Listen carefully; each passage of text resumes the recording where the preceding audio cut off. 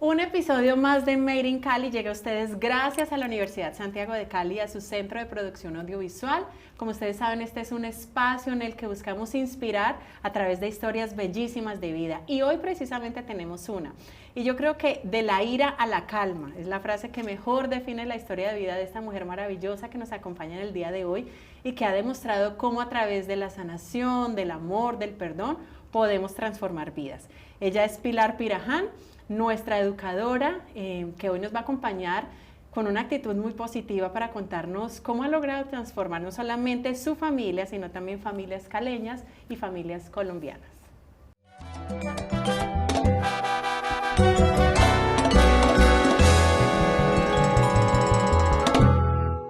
Pilar, estoy feliz de que estés aquí conmigo, de que compartas hoy tu historia de vida. Somos amigas hace muy buen rato, sí. Nos conocimos por cosas maravillosas que ya después vas a contar. Ahí vamos contando. Pero bueno, yo quiero arrancar preguntándote, ¿cuál es ese acto de perdón más grande que tú crees que has hecho, que ha pasado en tu vida? Uy, qué pregunta, empezamos con toda. Bueno, primero gracias Linita, a ustedes que nos están viendo, gracias por estar aquí. Y ese acto de perdón más grande, creo que fue primero a mí misma y segundo a mi papá. ¿Por qué a mí misma? Porque fui una mamá muy maltratadora. Mi historia termina en que termino convirtiéndome en una mamá que grita, explota, que era muy impaciente. Tengo 2 hermosos hijos, tenemos, bueno, con mi esposito, 19 años ya, Juan, Dios mío, ya tengo un adolescente, hace poco se graduó del colegio y bueno, ya está en la universidad, y Mateo de 14 años. Entonces, uno da la vida por sus hijos, así es. Tú lo sabes, y quienes son papás no me desmienten, pero al mismo tiempo tiene la capacidad de lastimarlos profundamente, y ese era mi caso. Entonces, una líder de iglesia, conocedora de un montón de cosas, como que luz de la calle, pero sombra del hogar. Y terminé siendo esa mamá que no quería ser, esa que mucho critiqué en otros momentos a otras mamás, incluso a mi misma mamá, muy explosiva, muy impaciente por todo, entonces reaccionaba. Y cuando empiezo en todo este proceso y este caminar de sanar, de decir, pero bueno, ¿qué pasa? O sea, yo no quiero ser este tipo de mamá, este tipo de mujer. Y me encuentro con el camino del perdón. Y en ese camino del perdón, entonces, descubro que con quien más enojo tenía era conmigo, por haberme convertido en esa mamá. En esa persona. Entonces, a quien primero empecé abrazando, amando, teniendo mucha compasión y misericordia, fue conmigo misma. Okay. Pero también, o sea, porque esa rabia, porque esta ira explosiva y todo, pues porque tenía una historia parental y ahí entra en escena mi papá. Así es, una historia de vida que yo he tenido la oportunidad de conocer, he tenido la oportunidad de estar en conferencias tuyas, de verdad que me parece una historia muy bonita, además porque involucra a toda tu familia. Pero entonces vamos a empezar, Pilar, desde el principio. ¿Quién es esa Pilar de niña? ¿Dónde viviste? Ok, bueno, yo soy de Bogotá, pero yo me considero roleña. Claro, no, ya siempre, no, caleñísima, porque estás desde muy chiquita. Desde los 12 años llegué a Cali, soy de Bogotá, pero esta ciudad me abrió las puertas y los cielos, como yo digo. Yo amo mi Cali, de verdad tengo una profunda gratitud por Bogotá, porque fue el lugar que me vio nacer, pero yo más caleña para dónde, caleña por adopción. Entonces, a Pilar de chiqui nació en un hogar muy disfuncional, una mamá que queda en embarazo y cuando le dice a mi papá, estamos embarazados, él se puso su sombrero de mago y desapareció. No. Entonces, ahí ya empiezan las heridas desde antes de nacer, una herida de abandono, de rechazo. Y crezco en un hogar donde mi abuelito que hizo... ¿Tú eres hija mayor? Sí, mayor. Ok, ¿y qué edad tenía tu mamá cuando...? Tenía 25 años. Ok. Digamos que no estaba tan chiquita, pero para la época, sí. Y siendo la hermana mayor de 8 hermanos y la que tenía que dar el ejemplo y todo, quedar en embarazo, fuera de un matrimonio, era como una cosa terrible. Okay. Entonces, cuando ocurre el tema de que se dan cuenta en la casa, el contexto del hogar de mi madre era un contexto de mucha violencia. Entonces, un abuelito que golpeaba a mi abuelita, que todo era a los gritos, a los golpes, o sea, escenas bonitas como de todas las familias, pero el contexto, o sea, la constante, perdón, era mucho la violencia. Entonces, cuando se da cuenta que está en embarazo, mi mamá lo que hace es golpearla, maltratarla física, verbal, psicológicamente, eres la vergüenza, o sea, todo lo que puede salir de la boca de un papá que no tiene herramientas y muy iracundo, ¿verdad? Entonces, en eso fue como el primer impacto de mi mamá. Ella decide irse de la casa, cuenta la historia que mi abuelita se va pues detrás de ella, y cuando ella toma la decisión, ante esto que pasó con mi abuelito, de abortarme. Entonces ella dice, bueno, aquí no hay nada que hacer, madre soltera, no me apoyan en mi casa, nada, o sea, chao. Y me imagino a mi abuelita con su capa de heroína, que llega y no hagas esto, la rescata de ese evento, y gracias a Dios, porque ahí nace este regalito, este regalito nació. Y pues allí empieza una historia. En esos 9 meses de embarazo, mi mamá muy sola, pues digamos que aparte de la casa, mis tíos muy pendientes, pero enojado con mi abuelito. Y cuando ya llego a este mundo, mi abuelito va a la clínica, me recibe con todo el amor del mundo, y dicen que yo tenía como la manito así, como ellos, no sé si es una historia que para ellos significó esa mano así, como que tenía vergüenza.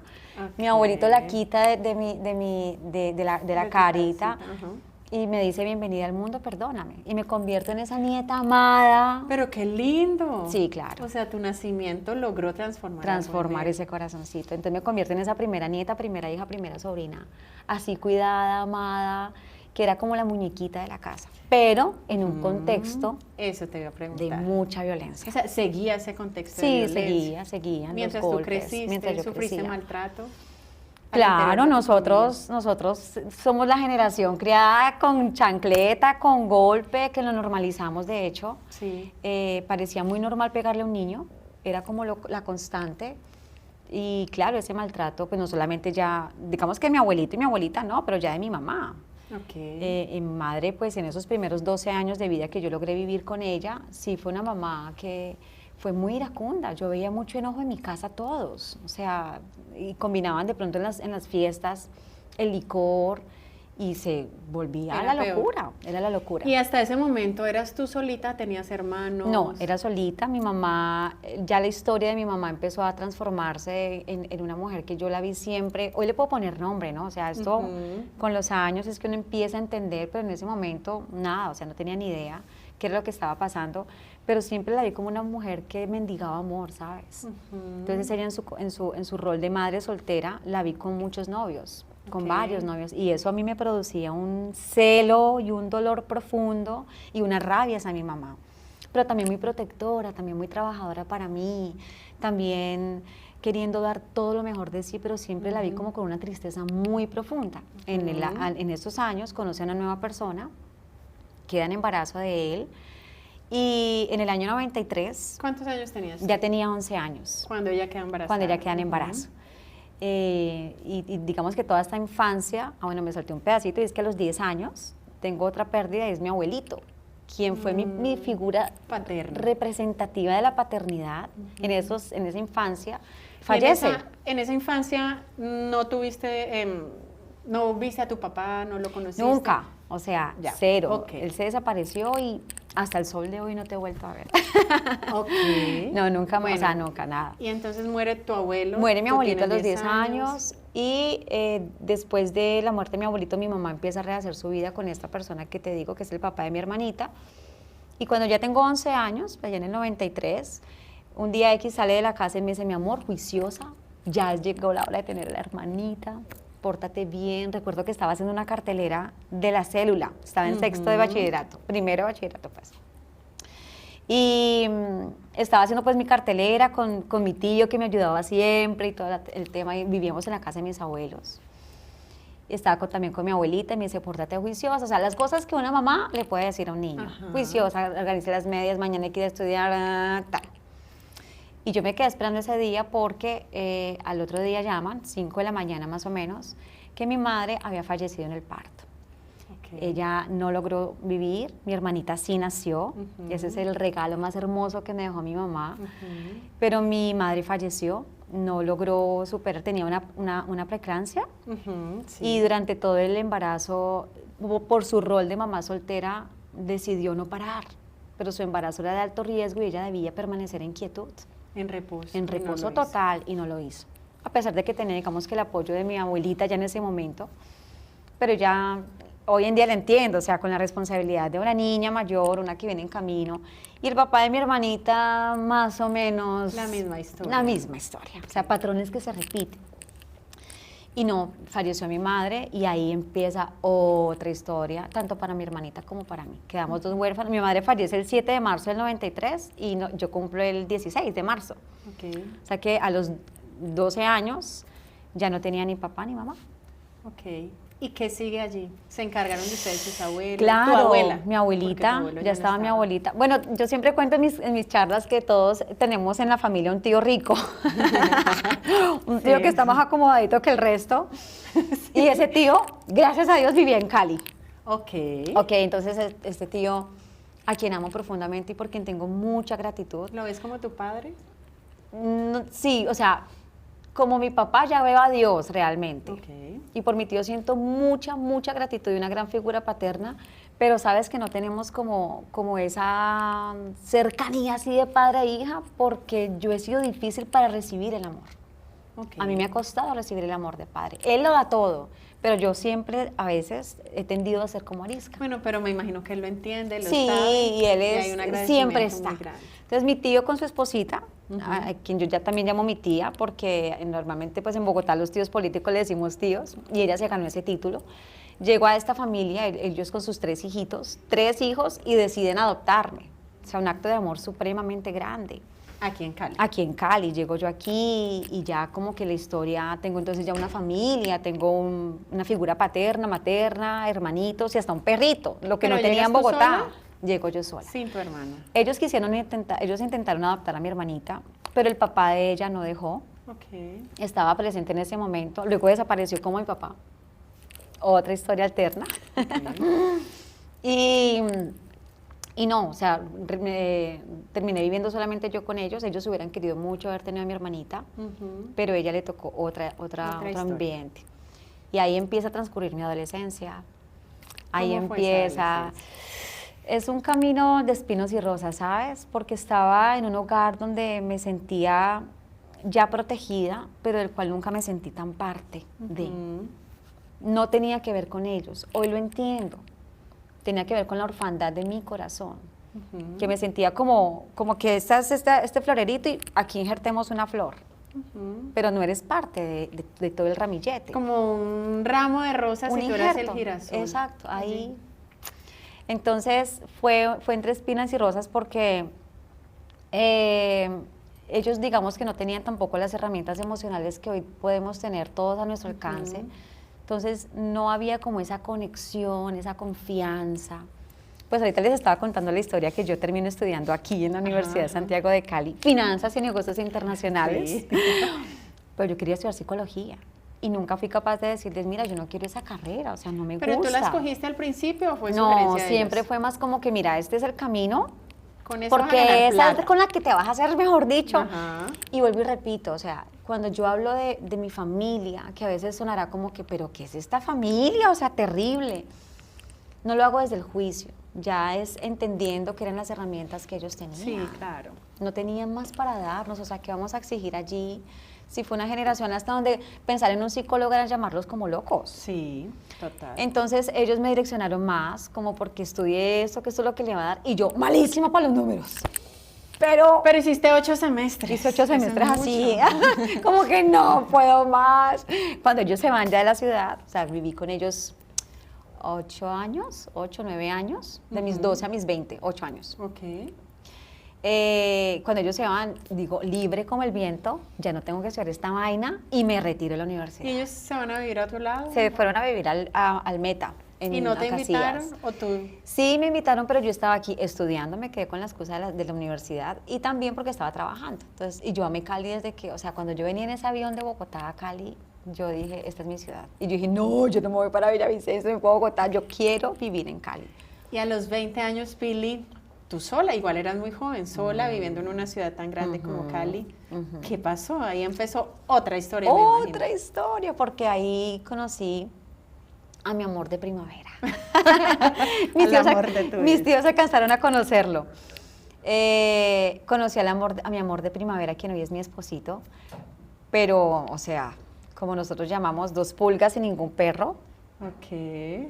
el uno al otro así, con su maleta de dolor, yo con mi maleta de dolor, y llegamos a un noviazgo que no era noviazgo, una relación supremamente tóxica, disfuncional. Y tenía familia? finalmente me retiro de la... Sí, mi esposo con pues, su papá, su mamá y sus hermanos. Digamos que él sí venía de su papá, mamá, hermanos, o sea, como la foto, la familia de foto. Familiar, sí. La familia de foto. Y igual con unos vacíos tenaces como los míos. Y ahí empezamos una relación que no sabíamos que iba a trascender tanto en el tiempo. Teníamos ni idea que eso iba a pasar. Pero yo abandono la carrera y creo que fueron los 4 años más desordenados de mi vida.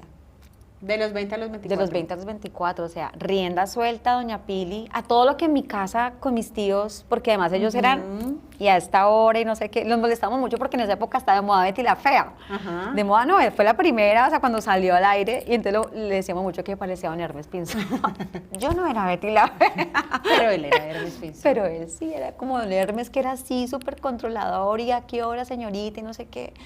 Desde el cuidado, hoy tengo hijos y también, pues obviamente uno entiende que la calle y los peligros, pero en ese momento no lo veía. Y todo eso que allí fue como tan reprimido, sin confianza, sin entregar, más bien como que, bueno, hace esto y pórtate como debe ser, no desde la reprensión y el autoritarismo, sino más desde la conciencia, el despertar a una chica de 20 años, pilas con las acciones que vas a tomar. Pues en esa época en que me quedé sola fue como que ahora sí puedo hacer lo que se me dé la gana. ¿Y vivías? ¿Te quedaste viviendo en la casa sola. de tus tíos? No, sola. Aparte. Me quedé viviendo en un apartaestudio, trabajando y estudiando.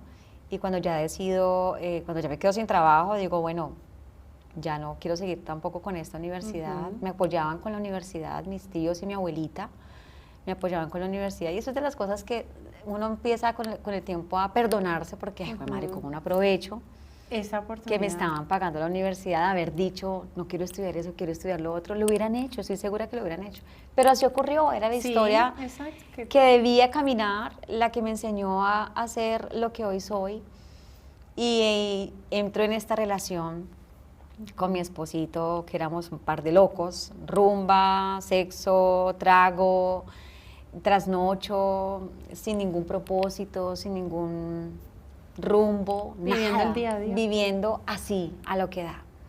Y en ese desorden de vida quedamos embarazados los dos. A los 24 años, ya casi 25, y llegó como que, ¿qué vamos a hacer? ¿Qué vamos a hacer? ¿Qué vamos a hacer? O sea, no tenemos la vida organizada, no tenemos un proyecto de vida, estamos viviendo el día a día y llega una vida. Pero esa vida Dios la usó para organizarnos. ¿Pero ustedes vivían juntos en ese momento? No, nosotros no vivíamos juntos, era él en su casa y yo sola. Entonces, claro, el estar sola, y allí encuentro una Pili muy mi mamá, muy mendigando amor, muy necesitada de esa aprobación, de esa aceptación, haciendo todo para agradar a este hombre, porque para mí él era todo en la vida, él era mi Dios, él era lo más importante para mí, y yo quería hacer lo que fuera por no perderlo. Entonces me convertí en una mujer que demandaba mucho, pero también que mendigaba mucho, y sin ese amor propio, sin esa autoestima, sin ese lugar que deberíamos tener las mujeres, o que Dios nos da después de que conocemos cuánto valemos. Pero entonces, claro, él también desde sus necesidades y sus carencias, un hombre muy infiel, un hombre toma trago, que no tenía ese cuidado por esta Pili, por esta mujer. Y yo le permitía todo eso. O sea, aquí es una corresponsabilidad. Si bien es cierto, él tenía sus adicciones. Cuando hablo de adicciones no era ni la droga ni el alcohol. No necesariamente que ser adicto a algo a esto. Al sexo, a la rumba, a la mentira, a la apariencia. Todas estas cosas que son como anestésicos a nuestro dolor. Cuando me encuentro con todo esto, pues encontró con una persona que se tendía como un colchón y permitía que le pasaran por encima de él. Y en eso quedamos embarazados. De nuevo. Estamos hablando de nuestro hijo mayor. ¿Y esa experiencia como mamá? No, ahí empieza todo. Ahí empieza un camino de conocer el amor verdadero, ¿sabes? Linita, es un amor que uno dice... Además que sentí que era lo primero que tenía en mi vida que era mío. Yo pensaba que mi hijo era mío, hoy entiendo que son prestados. Pero sentías que te pertenecía. Pero sentía que era como que, oye, por primera vez en mi vida tengo aquí algo que no me lo van a quitar. A mi papá me lo quitaron, a mi mamá me la quitaron, a mi hermana me la quitaron, mi familia tuvo que irse de ciudad y entonces ya salí, entré a esta familia y luego otra vez salí. La carrera que tenía, chao, también la dejé. O sea, la tendencia era como a abandonar o a que me abandonaran. Pero cuando nace Juanes es como que es mi vida. Y para mí lo más importante fue la maternidad.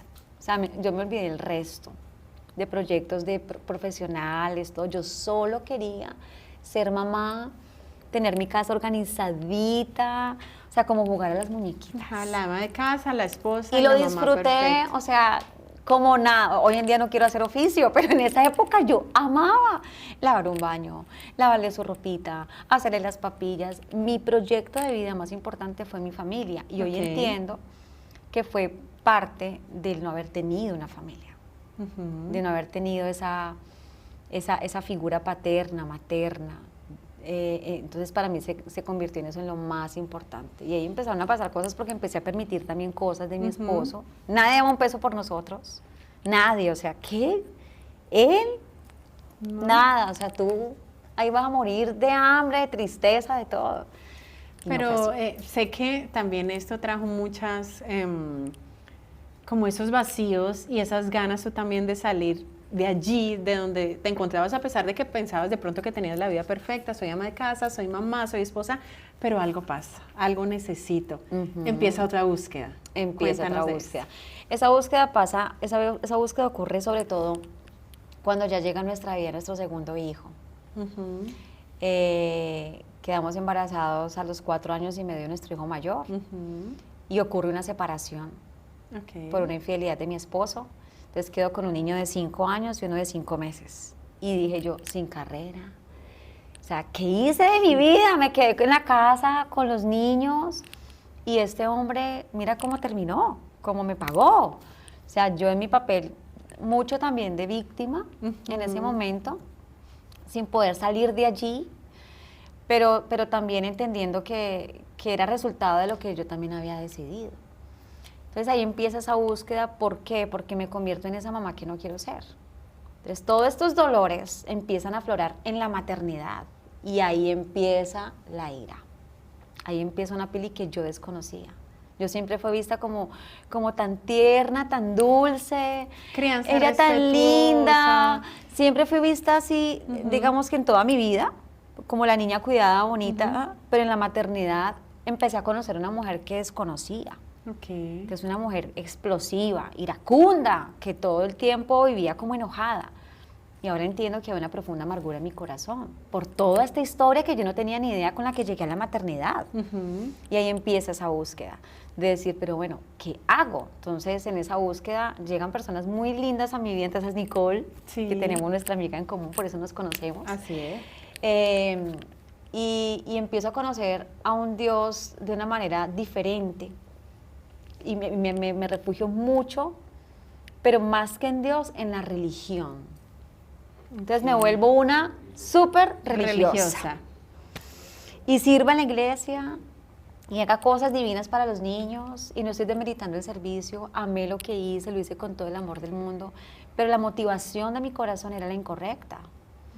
Porque mientras eras luz de la calle, en casa era el coco de mis hijos. Y eso fue lo que empezó como a detonar en mí, algo está muy mal. Ahí estabas sola todavía. Ahí estaba, ya habíamos vuelto. Nosotros volvimos al año de habernos separado. Al año de habernos separado. Y ahí ya en esa búsqueda que volvimos, pero fue como que tú allá y yo acá, o sea, mucho dolor todavía, mucha desconfianza, porque la desconfianza queda a pesar de que uno vuelva. Él empezó a hacer cosas para ganarse mi confianza de nuevo, a construir esos lazos y esos puentes rotos que habían. Pero ahí en esa búsqueda entonces me convertí en esa mujer religiosa. Entonces tú eras el diablo, tú eras malo, tú eras pecaminoso, todo señalando, llena de juicios, porque pensé que había abrazado una vida como una moralidad superior, pero resulta que tenía una cantidad de cosas por resolver que terminaron lastimando mucho a mis hijos, sobre todo a nuestro hijo mayor. Y el chiquito pues veía, entonces los pequeñitos son como que, bueno, si este hace eso y por aquí le va mal, yo lo hago lo contrario. Pero igual estaba el dolor para ambos. Ya transcurren los años, después de la separación, empiezan a crecer nuestros hijos en este ambiente de una mamá muy... Y además con una dupla perfecta para confundir a los niños, porque también era la mamá que jugaba, que salía al parque, que les preparaban, vamos a hacer esta manualidad. Yo creo que esa es tu esencia. Lo otro era ya dolores allí reprimidos que había que sacar como fuera. Total. Y lo hiciste de esa manera, pero ¿cómo logras salir de allí? Ok, listo. Hay quienes anestesian con la ira, otros con otras cosas, y lo que tú dices es cierto. Mi forma de sacar todo ese dolor fue a través de una emoción que no es ni mala ni buena, simplemente se siente muy, muy mal en el cuerpo y realmente ocasiona mucho dolor cuando no se gestiona de la manera adecuada. Bueno, ¿cómo logro salir de allí? Allí entra en escena unas personas muy importantes en nuestra vida. Ya hablo de mi esposo y yo porque ya entramos los dos en este proceso. Y es un programa muy lindo que se llama Hay Esperanza, que de hecho hace muy poquito falleció el creador del programa. Hay Esperanza, cuando dices es un programa, ¿es un medio, es un programa para familias? Es un programa de restauración y sanidad familiar. Que involucra diferentes áreas. Entonces involucra el área de la paternidad, área financiera, sexual, donde se habla de adicciones, de codependencia, de límites. Entonces fue conocer, pero está muy basado en la palabra de Dios. Entonces fue conocer como herramientas de la psicología que no conocemos en la iglesia. O sea, en la iglesia en muchas ocasiones no está preparada para hablarnos de emociones, para hablarnos de codependencia, para hablarnos de límites. Cero religioso. Y encontré en este programa como ese viaje profundo, profundo, profundo a esas heridas de Pili desde el vientre de mamá. Y fue de la mano de mi terapeuta de terapeutas que yo amo, que es Jesús.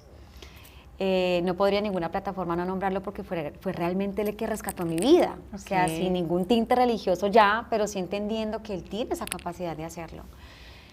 Fue un viaje interior profundo donde ahí empiezo a ver todo ese panorama. Oye, tú fuiste abandonada, fuiste rechazada, ¿qué has hecho con ese dolor? Está ahí viviendo contigo. Por eso aquí dices, pero yo amo a mis hijos y al mismo tiempo, ¿cómo los puedo dañar tanto? ¿Cómo puedo permitir este tipo de abusos emocionales de mi esposo en ese momento? Entonces ahí empieza una transformación que fue quedarme quieta. Lo primero que me pide el Señor es, ya no más servicio. O sea, el servicio más grande primero va a ser con tu corazón. Y con tu familia, y con tu familia. Porque cuando sanas tú, se empieza a esparcir la sanidad por tu casa. Y eso es un milagro precioso. Perdón, ahí se me fue. Por mal camino. Toma, tintico. Tintico. Aquí en este programa que tú dices, entraste con tu familia, o sea, estaba tu esposo, tus hijos, era algo muy integral. No, empezó solita Pili. Tú solita, Empezó solita Pili porque yo fui la que tuve esa necesidad tan grande de decir algo está pasando muy mal en mí. No puede ser que yo me conozca la Biblia y que sepa que eso está mal, pero llegue a la casa y haga lo contrario. Yo decía, se me metió el Chucky, hay algo. Hay algo allí. Tengo un Chucky adentro que sácame una liberación o algo. La liberación era perdonar. La liberación era reconocer las heridas de infancia, la liberación era poner límites, era todo esto. Entonces entro yo solita y ahí al lado a mi esposito como que mirando de lejos. Los hombres a veces son un poquito escépticos a este tipo de cosas, así como que, y por cultura también, no, la ropa sucia se lava en casa, que vamos a andar contando cosas por allá, no sé qué, pero aquí mal y tampoco ayudando afuera. Entonces yo dije, ok, una de las cosas que aprendí en este programa es ocúpate de ti. Ocúpate de ti. Ya lo demás. O sea, deja que Dios sea Dios en la vida de tu esposo. Haz tu parte. Tienes mucho por trabajar como para que estés pendiente de que lo haga. No, la sanidad es algo personal. Y en la medida en que tú empieces, eso se va a regar por la casa. Y yo, pero yo quiero ya. No. Pasaron 2 años, debió estar metida en el proceso y mi esposo ya como que voltea y dice, ok, vamos a empezar. Aprender a soltar. Eso es muy fácil decirlo, Linita, pero hacerlo, porque además eso se llama codependencia, eso es control, eso es querer tener jugar a ser Dios en la vida del otro. Es por aquí, es por acá, y eso jugamos mucho las mujeres. Así es. Y no permitimos que ellos también tengan sus procesos. Así es, porque como mujeres muchas veces creemos podemos con todo y tenemos el control de todo, pero es que podemos con todo, pero no con todo a la vez. No con todo. Bueno, Pili, pero yo me imagino que ya en este momento empieza a crecer a ti una semillita. No sé si ya te visualizaba como eres hoy la mujer que eres hoy, que ya no es solamente en tu familia, sino que has tocado cientos de familias. Sí. ¿O cómo fue eso? ¿Cómo empezaste como con esa semillita? Cuando ya estoy finalizando como mi proceso de restauración, que nunca termina, ¿no? O sea, realmente Sí. es porque son unos módulos, pero realmente seguimos todo el tiempo sanando. Pero cuando ya estoy finalizando los módulos que allí digamos que nos direccionan, empezó a pasar algo, y es que en el parque donde estaba o en las conversaciones en que estaba, era como si me hubiera puesto un letrero: mamás iracundas, vengan a mí. Ok, porque uno normalmente siempre es testimonio Vengan a mí. En lo que le duele. Exacto. Entonces empezaron a llegar mujeres con misma historia, con mis mismos dolores, y quién mejor que una persona que ha pasado por lo que tú vives te puede comprender. Okay. Entonces ahí empieza la empatía y la compasión. Ok. Y empiezo allí a decir, bueno, de manera responsable, vamos a estudiar. Entonces ya no estudié finanzas y negocios, pero entonces me hago educadora en disciplina positiva, estudio para ser coach parental, y empieza todo un universo que yo jamás me imaginé que fuera a llegar. Empiezo a trabajar en empresas, en colegios, en instituciones educativas. Lo último que ha pasado este año es que estoy trabajando con adolescentes. ¿Desde hace cuánto estás con eso? Hace 5 años. ¿Empezaste? ¿Cómo fue tu primera? ¿Cómo fue esa primera charla que diste? ¿A quién fue dirigida? ¿Qué en pasó? Confenalco. Recuerdo que me dijeron, vas a dictar una charla para 30 mujeres, y llegaron 150. Yo, ¿qué es esta inauguración? No, eso fue una cosa loca. ¿Y qué tema era? Era, ¿qué tema era? ¿Qué ves cuando te ves? Recuerdo que era un tema más como de abrazar nuestro cactus, que es como abrazar el dolor y resignificar todo lo que nos ha pasado en la vida y convertirlo en un propósito. Entonces eso fue una charla súper especial, y ahí empieza un camino de búsqueda. Bueno, voy a trabajar con familias, solo con mujeres, cómo es el tema. Y ahí nace mi programa que se llama Padres Sanos, Hijos Felices. Dentro del programa tengo diferentes capacitaciones, entonces está mi charla de la ira a la calma, que es la que me gusta, la que exacto, conozco. Está un tesoro llamado adolescencia, que es para padres con hijos adolescentes. Está Me hablas de sexo, por favor, que es cómo abordamos el tema de conversar con nuestros hijos acerca de la sexualidad. Y ahorita está Sana mi corazón, que es un taller dirigido especialmente para adolescentes. Ay, Pili, qué bonito. Y ha sido... ¿Tienes como un, no sé, como un balance, como más o menos, a cuántas personas has logrado tocar? Me encantaría... Tengo que hacer esa tarea desde hace 5 años, porque son asesorías personalizadas, son colegios, son empresas. Y en el día a día uno siempre sigue tocando gente, pero creo que sí, han sido muchas, no tengo un número, pero sé que son muchas. Algo muy bonito que me parece que he tenido la oportunidad de ver es que esto se convirtió no solo en Pili solita, sino que es tu familia participando en estas charlas, en estas capacitaciones, ayudándote. Ahí está tu esposo, están tus hijos. ¿Cómo lograste hacer eso? Pues es que es el poder del testimonio, o sea, de la coherencia. No es solamente de lo que haces afuera, sino lo que haces en la casa. Y esos años en la casa restaurando el corazón de mis hijos es lo que les permite a ellos decir, mi mamá tiene razón, creo en lo que está haciendo. Entonces, cuando me invitan a una capacitación o algo, uno está tomando la foto, el otro está con el computador, con todo, y se convirtió en algo muy de familia.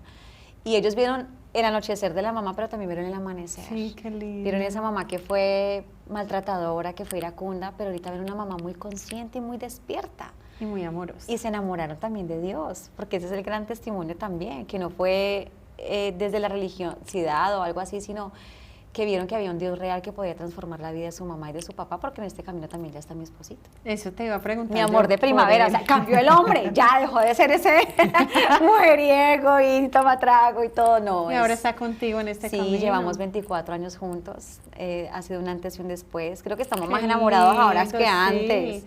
Ya estamos como novios, porque nuestros hijos en estas edades ya están saliendo mucho, entonces ahorita es una historia muy diferente a cómo empezó. Ahora sí, parecemos novios. ¿Tienes de pronto un testimonio, una historia de vida, no sé, como un caso específico que desde lo que haces hayas logrado como impactar, como que digas, wow, pude a través de lo que hago lograr tocar o impactar a esta familia de esta manera? Sí, hay una familia que que particularmente es una mamá con una nena y adolescente, ella de 15 años, estaba incluso con temas de autolesionarse, o sea, ella también la mamá, muy pilar, muy iracunda, muy explosiva, y la niña súper distanciada. Y por supuesto siempre los invito a que hagan el proceso profundo, porque uno no sana y no resuelve en 8 sesiones, o en 12, o en 3 semanas. Es un clavado profundo para ambas partes, pero yo puedo decir que para esa familia hay un antes y un después para esta relación de esta madre con esta niña, porque ella ha logrado ver a su mamá de una manera diferente, y esta mamita ha logrado entender que se trata es de ella, no de la niña. Normalmente pensamos, es que son nuestros hijos, es que mira cómo se porta, es que mira cómo... Pero logró ver que se trataba de sus dolores impresos en ella, y cuando empieza a resolverse dice, ok, vamos a resolver y a sanar. Y así, muchas historias. Si pudieras definir tu vida, todo lo que te ha tocado vivir en una sola frase. Una frase. ¿Cuál sería? ¿Cuál sería? Yo creo que sería como que floreciendo entre espinos, algo así. Aquí con estas rosas me inspiro, o con estas. Sí, algo así como floreciendo. Creo que yo me siento hoy así, y hay algo que me caracteriza, y una frase que a mí me regaló Dios es que me decía, tú eres como un sol radiante. A donde llegas realmente tienes la capacidad de, no de quemar, pero sí de abrazar, y que se sienta el calorcito, ese calorcito rico que, es verdad, que trae calma. Confirmo. Entonces, de esa mamá así gruñona y todo eso, creo que ahora puedo decir que sí, que hay esperanza, y que es posible que hayan padres sanos, hijos felices. Así es una verdad. Es sanando el corazón de nosotros que se va a ver el resultado en la casa. ¿Cuál es tu sueño más grande? Bueno, has logrado estar con empresas, con instituciones, con colegios, con fundaciones. No sé, ¿con qué sueñas ahora? ¿Con qué sueño en este momento? Yo quisiera tener una escuela de crianza y sanidad así muy bien organizada, muy bien estructurada, con módulos, o sea, a nivel profesional hablando, llegar a más familias, que pueda haber la posibilidad de una mamá que se sienta agotada, iracunda, estresada, que deje la culpa. O sea, cuando vienen a mí, vienen con mucha culpa, porque las herramientas de crianza respetuosa y todo eso, tú lo conoces y tú te das cuenta y dices, ¿qué estoy haciendo con mi hijo?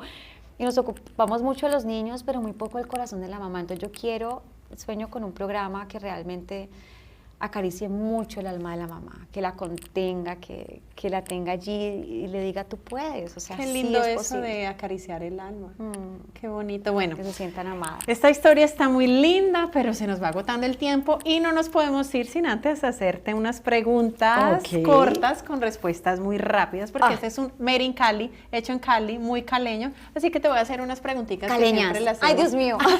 No, tranquila, solo tienes que escoger. A ver, cholado, champús o lulada.